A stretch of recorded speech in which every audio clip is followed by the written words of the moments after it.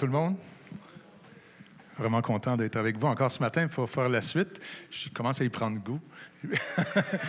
Merci à l'équipe de louange. En fait, l'équipe de louange a résumé ce que je vais vous partager ce matin. Merci pour les choix de chants. Je ne sais pas qui a choisi les chants, mais merci. Vraiment des beaux chants. Et puis, vous savez, donc, on veut continuer ce qu'on a fait la semaine passée. Et vous savez, si j'ai fait un montage comme ça, c'est quand des gens me demandaient, je répète un peu certaines choses de la semaine passée, mais c'est quoi le message de la Bible au juste?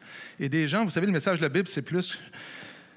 C'est pas plus. Les gens pensent ou voient ça comme un message où c'est une série de règles à suivre ou une série de restrictions contraignantes que Dieu veut nous imposer, mais c'est pas ça le message de la Bible. C'est un message de vie, un message d'espoir, un message de liberté, qui nous explique qui est Dieu, qui est l'homme, pourquoi la situation sur la terre est comme ça aujourd'hui et comment la délivrance et la liberté peuvent venir. Et si j'ai fait le montage comme ça, c'est comme je l'ai dit la semaine passée, c'est un montage que je faisais sur une napkin quand quelqu'un dans un restaurant, j'avais une rencontre, puis disait « C'est quoi le message de la Bible? » Puis je dessinais ça. Puis à un moment donné, j'ai vu que ça avait un impact. Parce que saviez-vous que 70% des gens, ça c'était vrai il y a à peu près 10-15 ans, c'est peut-être plus maintenant, sont plus visuels qu'auditifs. Donc, ils ont besoin de voir pour assimiler les choses. De là, mon intention de monter cette présentation visuelle. Donc, ça se passe beaucoup à l'écran. Assurez-vous de bien voir l'écran, tout le monde. Je ne veux pas cacher personne parce que ça se passe encore beaucoup à l'écran. Donc, ce que je veux faire dans une première étape, c'est un résumé de la semaine passée, en 5-6 minutes à peu près. Et on va sauter plusieurs choses, mais juste les grandes lignes parce que c'est à partir de ça qu'on va construire. Quel est ce message de la Bible que Dieu veut nous faire comprendre, nous faire savoir qui amène la liberté? Et Paul disait à Timothée, saisis la vie éternelle, approprie-toi-la, comprends-la, saisis-la pour la vivre pleinement. Et c'est moi qui vous apporte ces mots-là aujourd'hui, mais je suis à la même place que vous autres. On est tous à la même place. On apprend à saisir de plus en plus comment vivre et saisir cette vie que Dieu a pour nous et grandir à comprendre de plus en plus ce message profond, libérateur de l'Évangile. Donc, la semaine passée, on a commencé par Dieu. Et Dieu a créé la vie et a créé Adam et la vie. Et c'est le bios qui était utilisé, le mot bios. Donc, d'où on a le mot biologie. Et Dieu a fait quelque chose de particulier à ce moment-là, c'est qu'il a mis la vie de Dieu en Adam. Et Adam est devenu de même nature que Dieu. Adam n'est pas devenu Dieu. Voyez-vous bien l'écran? J'ai l'impression de cacher bien du monde. Je vais me tasser un petit peu. Et Adam est devenu de même nature que Dieu. Il y avait cette vie de Dieu en lui. Il était à l'image de Dieu. Et d'ailleurs, la Bible nous fait savoir tout de suite au début de l'histoire de Dieu, au début de la révélation de Dieu, que l'homme et la femme ont été créés à son image, à l'image de Dieu. Ils n'étaient pas Dieu, mais ils étaient à l'image de Dieu. Ils étaient capables. Je pense que les batteries sont finies dans le Luc. Y a-t-il d'autres batteries dans le... Il lâche des fois le micro, je pense, j'ai l'impression. C'est pas? OK. Si ça manque, vous me le direz. Donc, Adam et Ève étaient créés à l'image de Dieu. Cette image de Dieu-là est importante à comprendre. Il n'était pas Dieu. Mais il y avait cette capacité de créer, d'inventer, de se reproduire. Il y avait cette capacité... Vous voyez, ils viennent de partir, là. Peut-être trouver un autre micro à fil ou quelque chose. Ça va être comme ça tout le long. Il part, hein? OK. T'as-tu un autre micro que je peux utiliser, Luc? Ou quelqu'un? Avec Phil, pas de problème. Donc, l'homme a été créé à l'image de Dieu avec beaucoup de capacités, comme d'inventer des choses, de créer des choses, de faire des choix, de prendre des décisions, d'évaluer, juger certaines choses, que c'est bon pour moi ou pas bon. OK. Moi, je veux le changer parce que je ne m'entends pas. Et puis... Je peux-tu prendre un qui est là, ici, Luc? Juste celui-là, ici, peut-être? OK, ça ne sera pas long. Ça va jusque-là? OK. La technique nous fait défaut des fois. Mais on va continuer quand même. Cette vie-là que l'être humain avait en lui emmenait plein de privilèges, une identité claire sur qui il est. Il est à l'image de Dieu. Vous savez, l'histoire, là, ceux qui connaissent l'histoire, Dieu a fait passer tous les animaux de la création et l'homme ne s'est pas identifié à lui. Et il a été créé vraiment à l'image de Dieu. 1, 2, 1, 2. Excellent.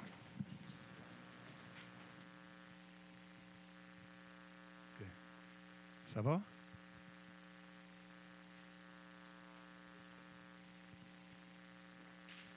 OK. Est-ce que ça marche?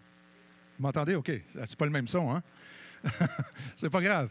Ça va aller. Donc, ces privilèges-là venaient de cette vie-là, de cette union avec Dieu, de cette image de Dieu qui était en lui. Une claire identité, un sens dans sa vie. Il était créé pour être en relation avec Dieu. Il savait que Dieu se souciait de son bien-être, de son amour, de sa joie, de sa valeur. Dieu l'a mis en autorité sur toute la création. Il se savait aimer et il se savait sécure parce que Dieu pourvoyait à ses besoins de nourriture, de bien-être. Et il y avait une relation avec Dieu. Tout ça, c'est dû à la relation qu'il avait avec Dieu. Il y avait tout pleinement en Dieu. Mais Dieu a aussi mis des limites. Et l'homme s'est rebellé. La limite que Dieu a mis, il dit, écoute, je t'ai créé avec tout, tu as tout ça, tu es comblé, tu as tout pleinement en moi. La seule chose que tu n'as pas, c'est la capacité de discerner ce qui est la juste chose et ce qui n'est pas la juste chose, le bien ou le mal. Tu n'as pas cette capacité-là parce que tu ne connais pas le cœur des autres. Moi, je le connais. Tu ne connais pas l'avenir. Moi, je le connais. Il y a plein de choses que tu ne sais pas. Donc, pour ça, il va falloir que tu t'appuies sur moi. Tu dépendes de moi. Je suis celui qui va te diriger pour comprendre bien le bien et le mal. Le jour où tu vas vouloir toi-même choisir ce qui est bien et mal et définir ce qui est bien et mal, tu ne pourras pas survivre à ça. Tu ne pourras pas survivre à ça et ça va être la mort. Et l'être humain nous dit déjà au début, dans le chapitre 3 de Genèse, que l'être humain a dit « Non, moi, je ne veux pas ces limites-là. Moi, je veux être comme toi. » Il a cru un mensonge qu'on lui a dit que si tu choisis toi-même ce qui est bien et mal, toi-même tu décides ce qui est bien et mal, tu vas devenir comme Dieu. Et Dieu, ce n'est pas vraiment ton bien qu'il veut. Et l'être humain a cru le mensonge. Il a cessé de croire qu'il y avait tout pleinement en Dieu. Cette relation a été brisée, comme Dieu l'avait dit, et Ève et Adam ont perdu cette image de Dieu en eux. Cette image de Dieu, cette nature de Dieu en eux qui ont perdu, ils ont commencé à vivre une vie sans Dieu sur terre. Ce que la Bible appelle un monde de ténèbres. Un monde où on ne voit plus clair. Notre identité n'est plus claire. Où trouver la joie, ce n'est pas clair. Notre perception de Dieu n'est plus claire. Notre perception des autres et de nous-mêmes n'est plus claire. L'être humain a commencé... et ces privilèges-là sont devenus des besoins que l'être humain essaye de combler. Maintenant, la race humaine s'est multipliée sur Terre, et principalement avec cette vie biologique et un petit peu de cette nuance de cette vie de Dieu en lui, assez pour se poser la question, il doit y avoir quelque chose d'autre. Il doit y avoir quelqu'un à quelque part qui a une réponse. Il doit y avoir un Dieu à quelque part. L'homme s'est mis à chercher autour pour combler ces besoins-là, dans les moyens et les ressources qu'il avait, dans une vie sans Dieu. La Bible appelle ça la nature humaine, ou elle va utiliser d'autres mots, elle va utiliser des mots comme l'être naturel, l'être charnel, le vieil homme, l'homme sans Dieu, cherche autour, dans les moyens qu'on a autour de nous, pour combler ces besoins profonds-là d'identité, de sécurité, d'amour, d'être aimé, de sentir qu'on a de la valeur, qu'on a une estime. Tous ont péché, ils sont privés de la présence de Dieu. On a défini ce que c'était le péché. Ça veut dire chercher à un endroit ce qu'on va trouver à un autre. Manquer la cible, manquer le but. Chercher ici ce qu'on va trouver là. Et tant qu'on cherche ici, ça va nous mener à la mort. Tous ont péché, ils sont privés de la présence de Dieu. Dieu est là, mais les gens essayent de rejoindre Dieu par leurs propres moyens. Mais ils ne peuvent pas arriver à cause du péché, à cause qu'ils cherchent toujours la mauvaise place. Qu'est-ce que je peux faire? Si je mène une bonne vie, si je fais des bonnes actions, je vais pouvoir atteindre Dieu. Dieu dit non, tu ne peux pas. Tous ont péché et on est séparés de Dieu à cause de ça. Dieu a donné les commandements. Les commandements qui nous définissent le cœur de Dieu. Comment Dieu veut qu'on vive avec lui, comment vivre les uns avec les autres. Mais les commandements-là ne sont pas là pour nous donner la vie. Les commandements n'existent pas pour nous apporter la vie. Cette vie qu'on avait de Dieu, les commandements, ce n'est pas leur but. Les commandements sont là pour nous montrer qu'on n'est pas capable. Qu'on n'a pas en nous ce qu'il faut pour vivre cette vie que Dieu veut là. Et on a donné l'exemple on se croit correct, qu'on vit une vie juste, mais quand on regarde les commandements de Dieu, ça nous montre qu'on est complètement à côté. Comme un rayon de lumière qui rentre dans une pièce qu'on pensait très propre, puis on voit plein de poussière dans le rayon de lumière. Donc les commandements ne sont pas là pour nous apporter de la vie. Et ça, c'est la mauvaise nouvelle, il n'y a pas d'issue. Paul disait, qui pourrait me délivrer de cette impasse qui mène à la mort? Je suis sans issue. Mais la Bible, c'est une bonne nouvelle. Et tout de suite après, il nous dit, mais par Jésus-Christ, c'est possible. Et vous vous souvenez, on a défini pourquoi Jésus-Christ, qu'est-ce que Jésus-Christ vient faire là-dedans. Et vous regardez les bonhommes en bas, ici, on reprend, c'est Marie et Joseph. Si Marie et Joseph avaient eu un enfant, il aurait été de même nature que le reste de la création. Il a fallu que Dieu intervienne dans la naissance, dans la conception de cet enfant-là. Et c'est incroyable, c'est le miracle, la naissance de Jésus. Donc Dieu est intervenu dans la naissance de Jésus comme ça par son esprit. Et Jésus est né de même nature que Dieu parce que Dieu est intervenu. Dieu est intervenu. Jésus était de même essence que Dieu. Mais la Bible va plus loin que ça pour définir, nous faire comprendre qui était Jésus vraiment. En lui était la vie, mais il est la vie. Il est le chemin. Il est la vérité. La Bible nous montre que Jésus est pleinement Dieu. Et c'est là toute la beauté du message de la Bible. Que Dieu est venu prendre une forme humaine, comme un serviteur, comme l'un d'entre nous, comme un être humain. Il a passé par le même chemin que chacun de nous pour naître, avec les mêmes enjeux, la même soif, le même crampe au ventre des fois, la même chose que nous autres, que tout être humain. Donc, il était pleinement homme, mais c'est Dieu qui était là aussi en lui, pleinement Dieu. Dieu qui prend une forme humaine. Et ça fait toute une différence. Il a été obéissant jusqu'à la mort. Lui, il était sans péché. Il nous a montré qu'est-ce que c'est vivre une vie en se confiant en Dieu, en faisant confiance en Dieu, en s'appuyant sur Dieu seulement pour notre sécurité, notre valeur, notre joie, notre paix. Il était obéissant jusqu'à la mort de la croix. L'amour et la justice de Dieu. Vous vous souvenez, je vous ai dit, il n'y a pas de plus grand amour que de donner sa vie pour ceux qu'on aime. Si Dieu était juste amour, tout le monde serait là. Les violeurs, les abuseurs, les meurtriers, tout le monde serait là. S'il serait juste, personne ne serait là. Mais Dieu nous montre son amour qui vient lui-même remplir la justice que lui demande, remplir lui-même ce qui est juste à faire et subir la mort que nous, on devrait subir à cause de nos choix, à cause de notre vie séparée de Dieu. Donc Dieu ne veut pas nous laisser là. Il veut nous tirer de là. Il nous tend la main. Il nous tend la main pour nous faire goûter à la vie, pour qu'on saisisse cette vie. Donc la mort et la résurrection. La résurrection nous montre que la mort est vaincue. Par la résurrection, il nous a ouvert un chemin qui nous donne accès à Dieu. Maintenant, tu veux goûter à cette vie, ça passe par Jésus. Tu veux goûter à la paix, ça passe par Jésus. Tu veux goûter à la joie, ça passe par Jésus. Jésus est le chemin, la vérité et la vie. Et ce qu'il nous appelle à vivre, c'est une vie par l'Esprit. Et on peut avoir cette vie qui est l'Esprit de Dieu en nous maintenant. Comme Jésus avait le même Esprit qui est en Jésus, le même Esprit qui est en Adam au début. Cet Esprit de Dieu qui est en Jésus, Dieu nous dit qu'on peut l'avoir. Il nous dit, venez à moi. Donc, ce que je fais, je pars de ma place et je m'en vais aux pieds de Jésus, dans mon cœur. Je lui dis, viens en moi. Par la foi, la confession et la repentance. On va reparler de ça tout à l'heure. Un pas de foi. Je crois que ce que tu as fait est juste, que moi, mes solutions ne sont pas les bonnes. Je me détourne de ça et je me tourne vers toi. À ce moment-là, Dieu vient en moi et je reçois son esprit. Cette vie de Dieu en moi, et je deviens de même nature que Dieu. De même nature que Dieu. Mais on n'est pas tout seul. Il y a plusieurs personnes sur cette terre qui ont fait des choix. Plusieurs personnes ici qui ont fait des choix. C'est ce que la Bible appelle l'Église. Une communauté de croyants. Dieu nous appelle à venir à lui. Je ne sais pas où vous en êtes ce matin. Où vous êtes dans votre démarche, dans votre réflexion. Dieu invite les gens depuis des milliers d'années à venir à lui. Même avant la venue de Jésus-Christ, il annonçait qu'il était pour venir. Nous, on a le privilège de savoir qui est venu. On a le privilège de connaître la révélation complète de Dieu aujourd'hui. Il nous invite à venir à lui, se confier en lui. Si ce n'est pas déjà fait, je vous invite à le faire. C'est là qu'on était la semaine passée. Saisis la vie éternelle à laquelle tu as été appelé. Aujourd'hui, on va continuer cette deuxième partie. J'aimerais prier avant de continuer.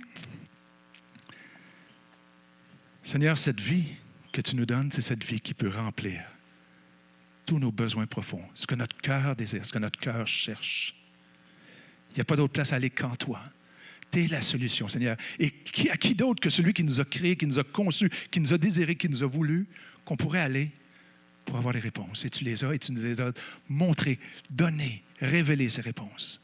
Seigneur, tu connais chacune des personnes qui est ici par cœur et tu désires cette relation intime avec chacune de ces personnes. Et Père, que chacun de nous puisse avoir le cœur ouvert, disposé à entendre ce que tu veux nous dire ce matin, parce que c'est ta parole, c'est ton message, c'est ta révélation qu'on veut entendre, qu'on va entendre. Donc, merci Seigneur d'ouvrir nos cœurs à recevoir ce que tu veux nous donner. Amen. La semaine passée, on a arrêté là. J'ai dit, on a cette vie. Parce que la plupart d'entre nous, je crois, je ne vous connais pas tous, mais on a fait ce pas à un moment donné de venir. Jésus, on a été touchés par la grâce de Dieu, par l'amour de Dieu, par l'œuvre de Dieu à la croix. On a dit, oui, viens dans ma vie. Et Dieu a fait de vous son enfant. Il n'y a plus de condamnation maintenant pour celui qui est en Jésus-Christ. Celui qui a Jésus a la vie. Celui qui n'a pas Jésus n'a pas la vie. Je vous écris cela afin que vous sachiez que vous avez la vie, vous qui avez Jésus-Christ en vous, l'Esprit de Dieu en vous. Et quand vous avez dit oui à Jésus, vous avez reçu cet Esprit-là.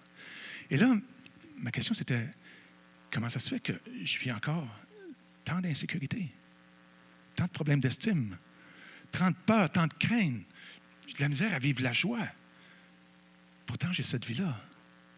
Mais vous savez, avec cette phrase-là qui vient saisir la vie éternelle, le verset n'est pas complet. Il commence par dire « Combat le bon combat de la foi. » Saisis la vie éternelle. Paul dit à Timothée « Combat le bon combat. » Combat le bon combat. On peut se battre pour beaucoup de choses dans la vie. Paul soulève qu'il y a un combat. Comment expérimenter la puissance de l'Évangile dans tous les jours, au quotidien? On peut mettre notre énergie pour se battre pour plein de choses dans notre vie, pour acquérir plein de choses, pour essayer de trouver cette sécurité, cette paix, de toutes sortes de manières. On peut combattre de plein de choses. Paul dit « combat le bon combat de la foi ». Qu'est-ce qu'il veut dire par là? Qu'est-ce que ça veut dire?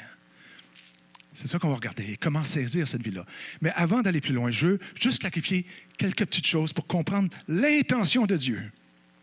Et comment ça se passe? Et c'est quoi ce salut-là? Donc, si on regarde l'intention de Dieu, c'était quoi l'intention de Dieu quand le désir de créer l'être humain a pris naissance dans son cœur? C'était quoi son intention? On l'a vu. Hein? Relation, c'est de créer l'homme à l'image de Dieu, créer l'homme à son image, d'être en relation avec lui, parce que Dieu est un être relationnel. Donc, l'intention première de Dieu, c'est de créer l'être humain à son image. Maintenant, son intention aujourd'hui, c'est la même chose. C'est restaurer l'image de Dieu en chacun de nous. Le but premier de Dieu, c'est pas de nous sauver pour qu'on ait une place au ciel quand on va être mort. C'est pas ça le but du salut que Dieu nous donne. Le but de Dieu, ce à quoi Dieu travaille dans ta vie, dans ma vie tous les jours, la raison d'être de ce salut, de ce sauver qu'il nous donne, c'est de restaurer l'image de Dieu dans ma vie tous les jours. À chaque jour, à chaque instant.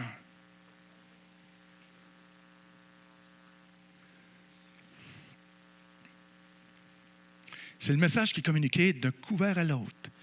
C'est le message que les apôtres, dans chacun des épîtres, veulent communiquer. Cette image qui a été perdue, Dieu veut la restaurer. C'est ça la vie qu'il nous donne. Quand il dit « saisis la vie éternelle », c'est « saisis ça ». Laisse l'image de Dieu être restaurée dans ta vie. Et chacun des auteurs du Nouveau Testament nous parle de ça. Regardez ce qu'il dit à l'Église de Colosse. Il va dire, vous êtes revêtus de la nouvelle nature. Vous êtes des êtres nouveaux que Dieu renouvelle continuellement à son image. Il va dire aux Galates, il dit, mes petits-enfants, je souffre de nouveau pour vous. Et cela va durer jusqu'à ce que Christ soit pleinement formé en vous.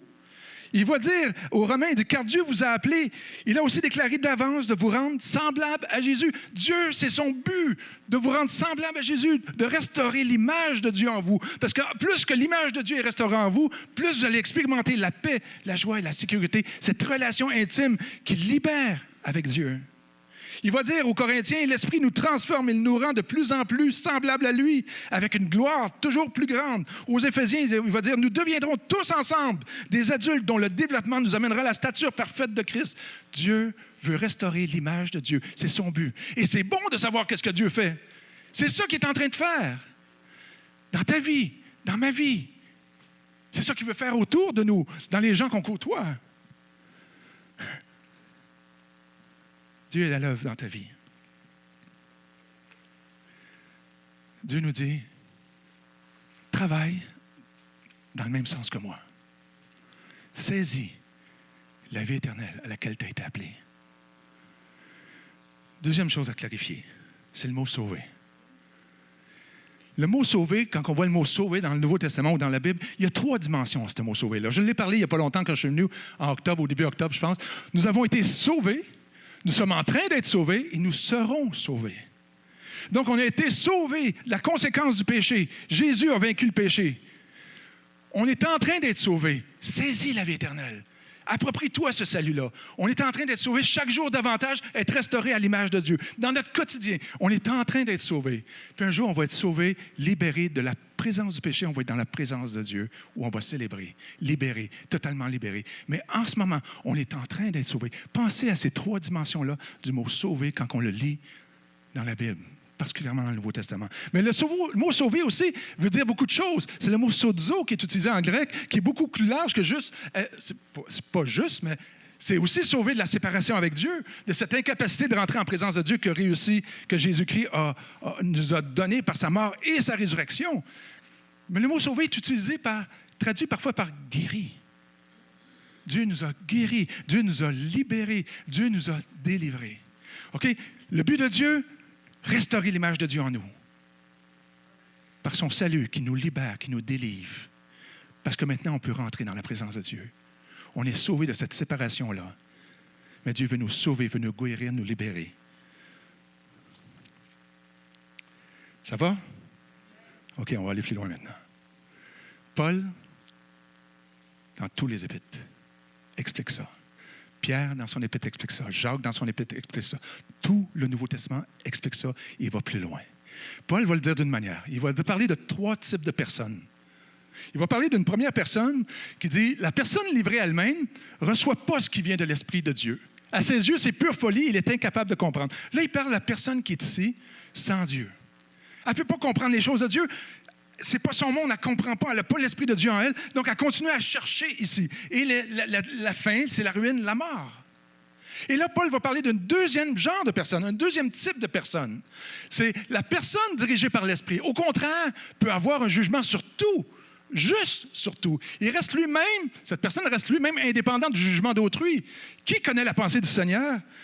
Il va dire, moi, je connais la pensée du Seigneur. Cette personne-là est encore ici. Mais c'est ces personnes-là ici qui ont dit un jour, « Oui, Seigneur, viens dans ma vie. » Cette personne-là, elle a un jugement juste. Elle ne se trompe jamais. Elle a un bon discernement dans ses choix, elle a un jugement juste. Dans ses relations, elle a juste relation, une bonne relation avec les autres. Elle a une compréhension des situations qui sont justes. Elle n'est pas affectée par ce que les autres vont dire, parce qu'elle connaît son identité, elle connaît sa valeur. Elle expérimente sa joie et sa paix à cause de sa relation avec Dieu. Elle se sait aimée, elle se sait sécure. Mais là, je regardais ça, je dis, j'ai l'Esprit de Dieu, moi. Mais je ne vis pas ça. Qu'est-ce qui se passe? Pourquoi je vis échec dans mes relations? Pourquoi je vis échec dans mon estime? Pourquoi je vis échec dans mon désir de marcher comme Dieu veut que je marche? Et là, Paul va parler d'un autre, 3e type de personne. Il va dire, mais je n'ai pas pu vous parler comme à des personnes dirigées par l'Esprit. Ces 3 versets-là suivent, OK? Mais comme à des personnes dirigées par leur être naturel. OK, c'est important ce qu'il est en train de dire là. Donc, ces personnes-là, c'est les personnes qui ont reçu l'Esprit. Ils sont ici, mais ils continuent pour leur sécurité, pour leur joie, leur paix, leur estime, à utiliser les mêmes moyens qu'ils ont toujours utilisés dans le passé. Vous savez, chacun de nous, aucune exception, tout au long de notre vie, on a développé des façons de penser, des patterns dans notre vie, des comportements, des réflexes, des solutions pour essayer de combler nos besoins profonds. Et cette personne-là que Paul parle ici, c'est des personnes qui ont reçu l'Esprit, qui ont été touchées, qui ont dit « Oui, Seigneur, viens dans ma vie. » Ils ont fait dans leur cœur ce pas d'aller là. Ils ont donné leur vie, ils ont reçu cette vie-là en Dieu. Mais ils continuent à puiser aux mêmes sources qu'ils ont toujours puisé, ce qu'ils ont toujours appris, ce qu'ils ont toujours connu. Puis ils n'expérimentent pas la paix. il n'expérimente pas la joie, il n'expérimente pas la sécurité, il n'expérimente pas pleinement cette relation avec leur Dieu. Je vais vous donner un exemple. La chenille et le papillon. Pensez aux 3 types de personnes que Paul décrit. Une chenille, OK, le premier type de personne, c'est une personne qui est l'être naturel, qui vit selon les ressources qu'il a. Donc, c'est une chenille qui agit comme une chenille. Elle a le goût de manger le feuillage trop frais dans le haut des arbres, puis elle va monter tout le long sur le tronc, là, tranquillement, avec toute l'énergie que ça lui prend pour aller manger le feuillage en haut, pour se délecter de ce nouveau feuillage-là. Parce que la vie est là pour elle. Mais la deuxième personne, c'est celle que l'Esprit de Dieu en elle. C'est ce papillon, la chenille qui est devenue un papillon et qui agit comme un papillon. Elle n'a plus besoin de mettre toutes ses efforts pour grimper sur le tronc. Elle prend son envol parce qu'elle a ses ailes, elle les ailes. Puis elle s'en va manger le feuillage directement. Mais la troisième personne que Paul parle, cette personne qui vit en bas ici, qui est un papillon, elle a cette vie-là, mais qui continue à agir comme la vieille nature. C'est un papillon qui agit comme une chenille, qui pense qu'il doit travailler fort pour devenir un papillon. Un jour, je vais être un papillon. Un jour, je vais être comme Dieu veut que je sois. Un jour, je vais l'avoir, cette vie-là. Un jour, je vais marcher dans la victoire. Ce papillon-là qui est là, elle a ses ailes, mais elle continue à marcher sur le long du tronc en espérant d'atteindre le sommet pour manger ce feuillage-là qui va la nourrir. Elle est déjà un papillon. Tu lui dis, « Hey, regarde dans ton dos. Envole-toi. Saisis la liberté. Saisis la vie à laquelle tu as été appelé. » Paul va dire, Jésus-Christ nous a libérés pour que nous soyons vraiment libres. Tenez bon et ne vous laissez pas de nouveau réduire en esclavage. On a parlé d'esclave tout à l'heure, notre frère a parlé de ça. Et c'est les mêmes exemples. Un esclave qui agit comme un esclave. La deuxième personne, c'est une personne libérée qui agit en personne libre. La troisième, c'est une personne libérée qui agit comme si c'était un esclave, mais je dois faire tout ce qu'il faut pour un jour avoir ma liberté. Saisis la vie éternelle. Saisis la vie éternelle. On continue à vivre parce que c'est toujours ça qu'on a appris. Et c'est nos réflexes. Un jour, j'avais un mal de dents sur le côté droit. Et je m'étais habitué, j'ai traîné ça, ça faisait mal quand je marchais là, fait que je me suis habitué à marcher l'autre côté. Et ça a duré des mois. À un moment donné, c'était trop douloureux, j'ai été faire voir un dentiste, il m'a arrangé ça. Et mon réflexe, c'était quoi? C'est de continuer à manger ce côté-là. Ça faisait des mois que je m'étais habitué à mâcher de ce côté-là. Et il a fallu que je me dise, « Hey, je suis guéri. Je peux mâcher ce côté-là maintenant. Je peux. J'ai cette vie maintenant en moi. » Fait qu'il ne dit pas que ces gens-là n'ont pas l'Esprit de Dieu, mais vous vivez comme si vous ne l'avez pas. Mais vous vivez comme des personnes qui ont encore juste ça ici comme ressource. Et vous savez, chaque épître adresse ce sujet-là. Quelques exemples. Je vous le donne pour qu'on saisisse bien l'ensemble du message que Dieu nous donne pour vivre la liberté. Il va dire, Pierre va dire comme ça, « Comme des enfants obéissants, ne vous conformez pas aux désirs que vous aviez autrefois dans l'ignorance. Ne faites pas comme quand vous ne connaissiez pas Dieu, la solution de Dieu. Ne vous conformez pas. Ça veut dire, ne vous laissez pas modeler, façonner. Ne laissez pas les façons de vivre ici façonner qui vous allez devenir. Façonnez votre façon de vivre pour avoir la liberté. Mais saisissez la vie éternelle. » Il va dire ici, je passe des pages. En effet, ça c'est Jacques qui dit ça comme ça. C'est intéressant, Jacques. Il dit, « En effet, de même que votre être sans le souffle de vie est mort, de même la foi sans les actes est morte. » Qu'est-ce que ça veut dire? Il dit exactement la même chose. Il dit, vous savez, vous êtes nus à Jésus-Christ par la foi. Et ça vous a emmené la vie. Sans la foi, le souffle de vie n'existe pas. Votre être sans le souffle de vie ne peut pas être en relation avec Dieu. Mais il dit de même, la foi sans les actes est morte. À quoi ça vous sert de dire, oui, je crois en Jésus, mais vous vivez encore de la même manière qu'avant, en vous appuyant sur vos ressources, dans votre nature humaine qu'on a toujours développée dans notre vie. Vous savez, cette expression-là qu'on connaît tellement au Québec, moi, je suis croyant, mais je ne pratique pas, mais ça n'existe pas. C'est comme moi, je dirais, je suis sportif, mais je ne pratique pas. Tu n'es pas un sportif. Tu aimes le sport, mais tu n'es pas un sportif. Ou moi, je suis un fumeur, mais je ne pratique pas. Non, tu n'es plus fumeur. Mais là, ici, c'est comme si quelqu'un disait, là, écoute, j'ai une solution pour ta vie. Tu es malade d'une grave maladie, et ça, c'est la solution, elle est là. Et puis lui dit, oui, oui, je le crois, mais j'en tiens pas compte.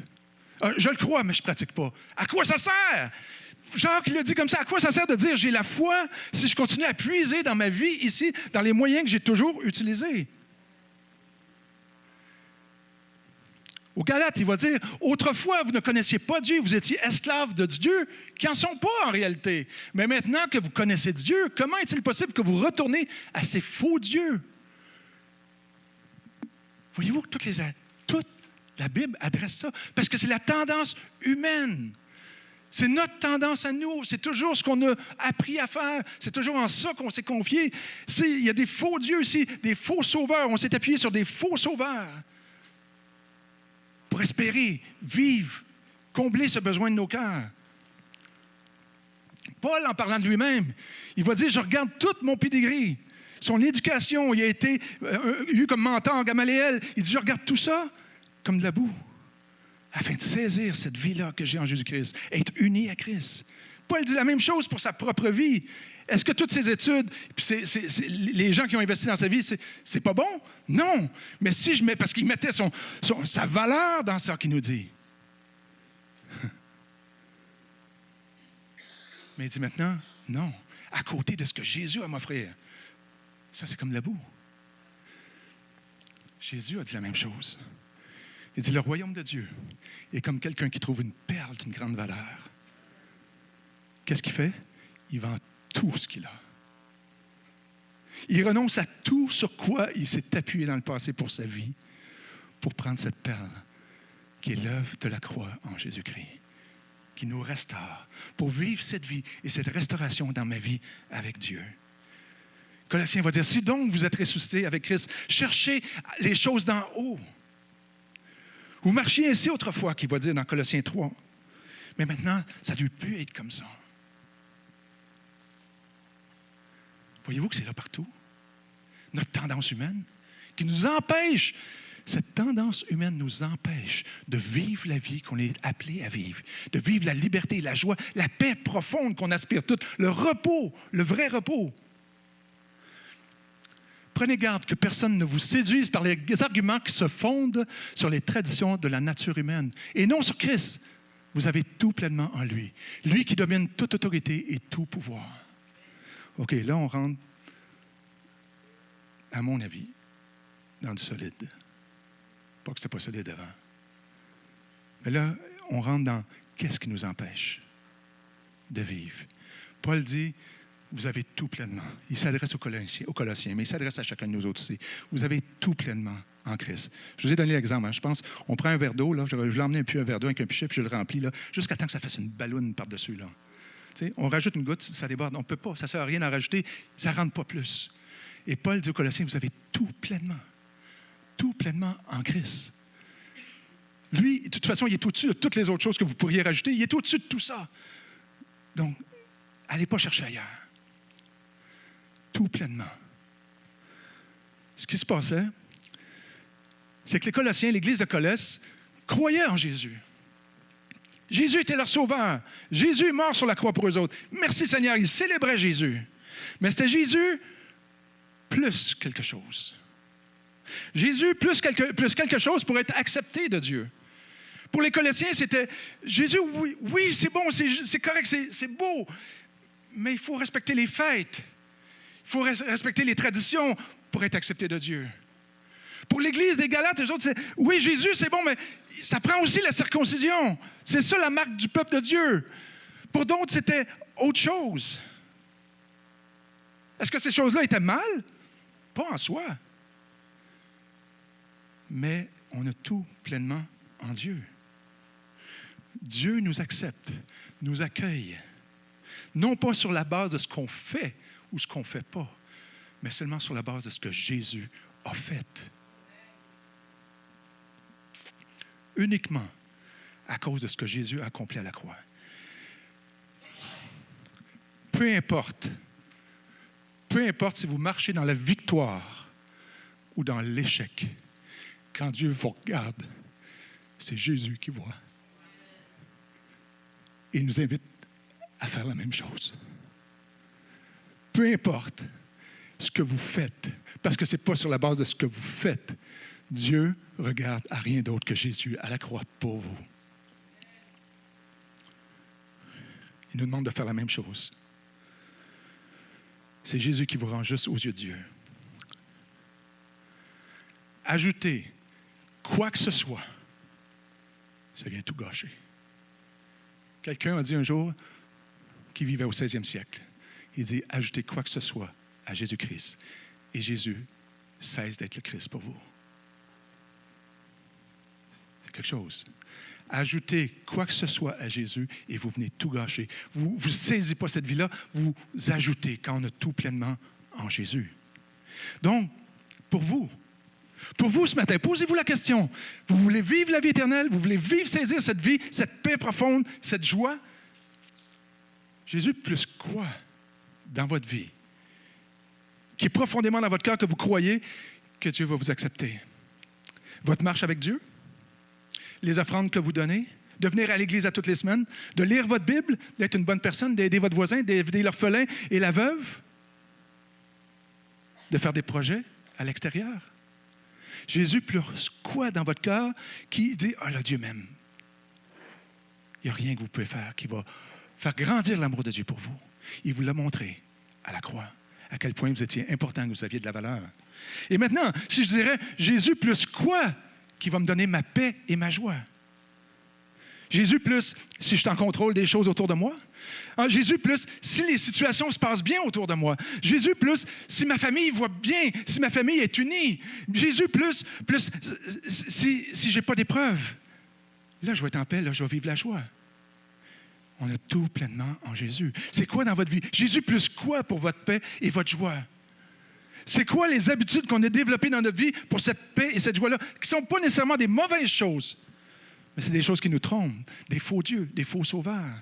Jésus plus quoi pour mon estime, ma valeur? Jésus plus quoi pour mon identité, pour ma sécurité, mon besoin d'être aimé? Jésus plus quoi? Que les autres m'admirent? Jésus plus quoi pour ma sécurité? Que mon compte en banque, mon garde-manger est plein, que je suis en contrôle de tout ce qu'il faut. Là, je me sens sécure, je me sens à l'aise, je peux avancer, j'ai l'esprit libre. Jésus plus quoi? On a tout pleinement en Jésus. C'est ces choses-là, vous savez, ces choses-là ici.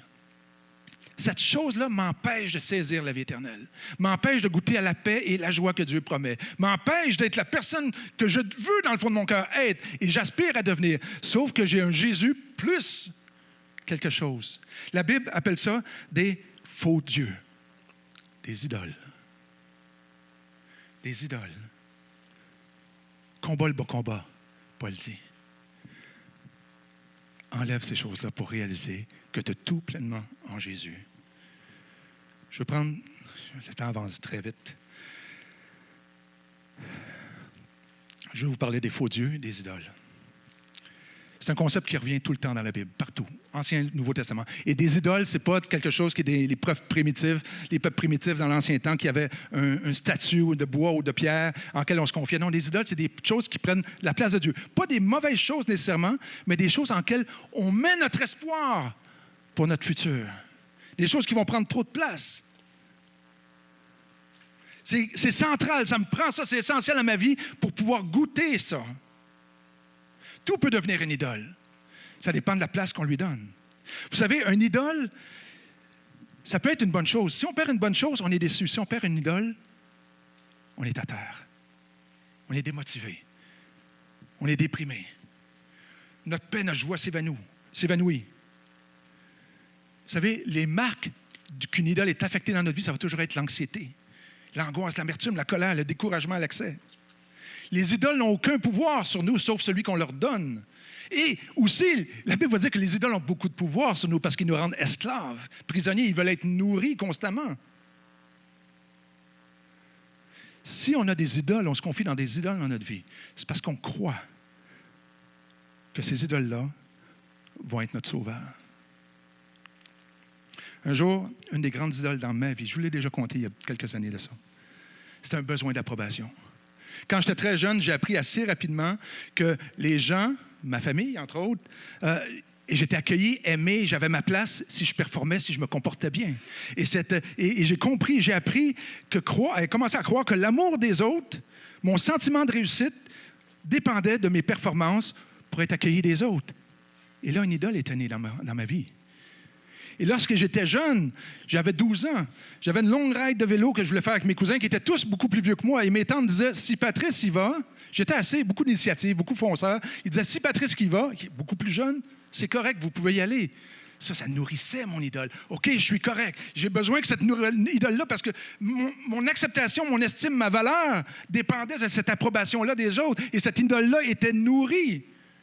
J'étais en affaires, l'entreprise fonctionnait très bien et les gens me le disaient. Et ça nourrissait mon idole. Oui, je performe, je suis aimé, je suis apprécié, je suis valorisé par les autres. Et à un moment donné, j'ai frappé un mur, un épuisement. Je ne peux pas maintenir le rythme. L'idole est en train de me mettre à terre, est en train de me détruire. Elle me rendait esclave. J'étais croyant, mais c'était Jésus plus l'approbation des autres. Jésus plus la valorisation des autres. Jésus plus. Quand j'ai saisi la profondeur du message de l'Évangile, de ces idoles-là qu'on parle, j'ai dit, Seigneur, je renonce à ça. Tu es ma seule solution. Est-ce que l'idole est encore là? Oui. Elle pop tout le temps, puis elle essaye de me convaincre. Hey, c'est moi qui vais te combler là-dedans. Mais je la connais maintenant. Je dis, non, ôte-toi de là. Ôte-toi de ma vie. Je ne parle pas ici de démons ou d'entités démoniaques. Je parle des affections de nos cœurs sur lesquelles on s'est toujours appuyé toute notre vie parce qu'on n'avait pas d'autre solution. Ils ne sont pas partis d'un coup. Et Dieu nous appelle à aller prendre conscience de ces choses-là. Donc, c'est important de discerner les idoles, de comprendre qui ils sont. David, un homme selon le cœur de Dieu dans l'Ancien Testament, il dit, donc, comment reconnaître des idoles? David dit, sonde-moi, ô Dieu, et connais mon cœur, examine mes pensées et vois mes soucis. Regarde si je suis sur une mauvaise voie et continue-moi sur la voie qui mène à la vie. Donc, comment reconnaître ces idoles-là? Demandez à Dieu de vous révéler ces idoles-là. Et il y a peut-être quelques questions qu'on peut se poser aussi. Comme par exemple, qu'est-ce qui, si je devais échouer ou si je devais le perdre, m'enlèverait tout désir de vivre? Quelle est cette chose-là qui me mettrait à terre? Une autre question, quel est mon pire cauchemar qui pourrait arriver? Qu'est-ce qui m'inquiète le plus? Ou encore, sur quoi je m'appuie ou quoi me rassure lorsque les choses tournent mal ou deviennent difficiles? Ça peut vous aider à discerner une idole et lui dire, non, je ne veux plus de toi dans ma vie. Jésus-Christ seul dans ma vie. Galates, Paul, au travers de Galates, nous donne d'autres moyens. Il va nous parler du fruit que l'Esprit va produire dans notre vie quand l'Esprit agit en nous. Et vous les connaissez, ces textes-là. Hein? Il dit, le fruit de l'Esprit, c'est l'amour, la joie, la paix, la patience, l'amabilité, la bonté, la fidélité, la douceur, la maîtrise de soi. Ça, quand l'Esprit est dans notre vie et qu'on le suit, c'est ça qu'on expérimente. C'est ça qu'on expérimente. Mais Paul va dire aussi, par contre, il y a les fruits de notre être naturel. Il va dire, voici ce que produit l'homme livré à lui-même, l'être naturel. L'immoralité, les pratiques dégradantes, la débauche, l'adoration des idoles, et la magie, la haine, les querelles, la jalousie, les excès de colère, les rivalités, les dissensions, les divisions, l'envie, l'ivrognerie, les dépendances et les autres choses de ce genre. C'est pas obligé que ça soit tout ça, hein? Mais là, Paul nous dit, si vous vivez une de ces choses-là, parce qu'il dit les choses dans ce genre, donc on pourrait continuer la haine, la rivalité, l'anxiété, la panique, l'angoisse, l'inquiétude, la peur, la crainte, l'amertume. Ça nous montre que, oups, il y a une idole qui agit dans ma vie en ce moment. Ce n'est pas en Dieu que je m'appuie. Parce que c'est toujours à propos de ce qu'on croit. Toujours à propos de ce qu'on croit. Je vais vous donner des exemples d'idoles, mais le temps court trop vite. Mais ça peut être l'approbation, ça peut être le confort, ça peut être l'aide, le service. Une idole dans ma vie, c'est que je me sens valorisé, je me sens important, je me sens quelqu'un quand les gens ont besoin de moi. Est-ce que d'aider les autres, c'est mal? Non. Mais si je sens que ma valeur dépend de ça, mon identité dépend de ça, ça devient un problème. Parce que le jour où je ne l'aurai pas, je vais être à terre.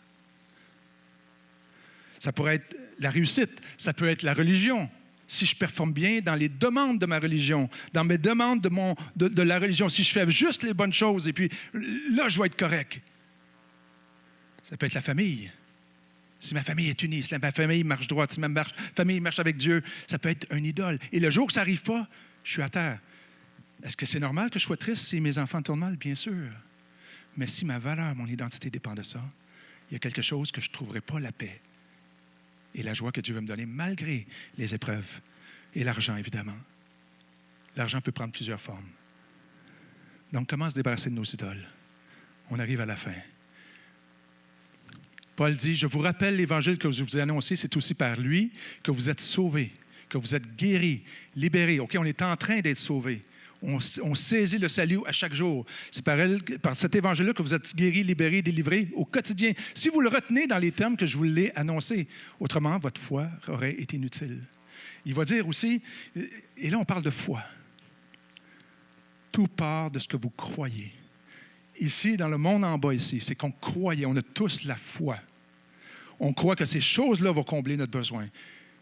Là, il dit, comment vous avez reçu Jésus? Par la foi, il va dire aussi ici, ainsi donc, tout comme vous avez accueilli le Seigneur Jésus, marchez en lui, soyez enracinés et fondés en lui, affermis dans la foi. Comment vous avez reçu Jésus? Par la foi. La foi est le fondement de tous. Vous savez, on a lu un texte la semaine passée qui était dans Éphésiens 2 qui dit, c'est par la grâce que vous êtes sauvés, par le moyen de la foi. Cela ne vient pas de vous, ça vient de Dieu. Mais ce texte-là ne s'adresse pas aux non-croyants, on l'utilise pour les non-croyants, mais ça s'adresse à des croyants comme nous. C'est par la foi que vous allez expérimenter la vie. Ça ne vient pas de vous. Ce n'est pas les choses que vous allez faire, c'est les choses que vous allez croire. Ce n'est pas ce que vous faites, jamais ce que vous faites, c'est ce que vous croyez qui va aboutir à faire quelque chose dans votre vie, qui va produire un fruit. C'est par la foi. Donc, on a dit, c'est par la foi. La deuxième étape, si vous vous en souvenez, c'est la confession et la repentance. La confession, c'est de dire, oui, Seigneur, c'est vrai, j'ai cette idole-là dans ma vie. C'est vrai, je la reconnais. Et je te le confesse, je m'appuyais là-dessus. Mais maintenant, je veux m'appuyer sur toi, Jésus-Christ, qui est le seul. Cette idole-là n'est pas morte pour moi, la croix. Cette idole-là ne peut pas donner ce qu'elle prétend me donner. Mais toi, tu es mort pour moi. Toi, tu m'apportes la vie. Toi, tu es la vie. Toi, tu as la puissance pour produire en moi. Toi, tu as cette capacité-là. Et c'est en toi. C'est ça la confession. Confesser cette idole, confesser le péché, confesser qui est Jésus-Christ. Et la repentance, ce n'est pas de se morfondre. La repentance, ce n'est pas d'être pénitent et puis s'imposer toutes sortes de maltraitances pour pouvoir accepter de Dieu. Non, la repentance, c'est de changer notre façon de penser. Je croyais ça et maintenant je me tourne vers toi et je crois ça.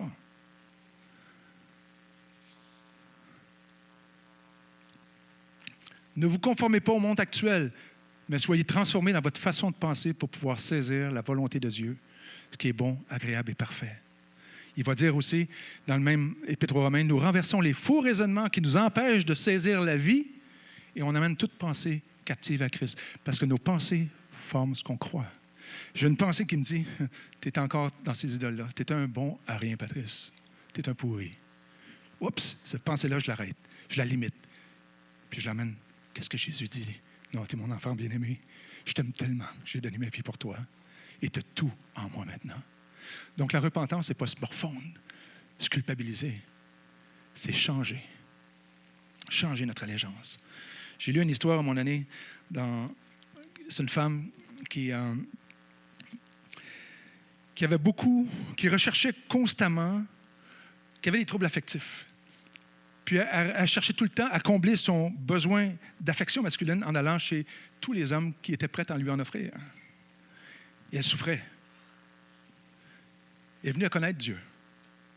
Puis à un moment donné, elle a rencontré une conseillère, et puis la conseillère lui a fait réaliser ce qu'elle cherchait, son besoin d'affection. Elle cherchait chez les hommes, c'était un moyen de combler son besoin d'affection. Et la conseillère lui a dit, tu devrais aller étudier, aller chercher un diplôme pour avoir une carrière, puis tu vas te sentir bien. Fait que la femme a dit, écoute, il y a quelque chose qui ne marche pas. Donc tu dis, mon besoin d'estime et d'affection que je cherchais chez les hommes, maintenant tu dis d'aller me chercher ça dans une carrière. Donc je change cette idole par cette idole. Ça ne libère pas. Donc, la repentance qui n'amène pas à se tourner vers Jésus-Christ ne libère pas. La repentance va toujours nous emmener à Jésus-Christ, à trouver nos solutions en Jésus-Christ. La confession et la repentance, ce n'est pas dans le but d'être accepté de Dieu, on est accepté de Dieu. C'est dans le but de s'approprier cette vie-là. OK. Et finir, je ne vais pas le sauter, celui-là, parce qu'il est important, là. La louange et la reconnaissance. Exprimez votre louange à Dieu, votre reconnaissance. Célébrez qui est Dieu. Qu'est-ce qu'il a fait pour vous? Voyez-vous à quel point Dieu vous a aimé. Il vous a donné toute solution. Je vois que le temps avance énormément. Je vois les yeux baisser tranquillement fatigués. Fait que je vais terminer. Ces croyants-là sont là et c'est l'Église. L'Église est là pour qu'on se supporte les uns les autres dans ces vérités qui sont en Jésus. Les vérités qui sont uniquement en Jésus. Jésus a dit, cherchez premièrement le royaume de Dieu. Tout le reste va suivre. Nulle part ailleurs.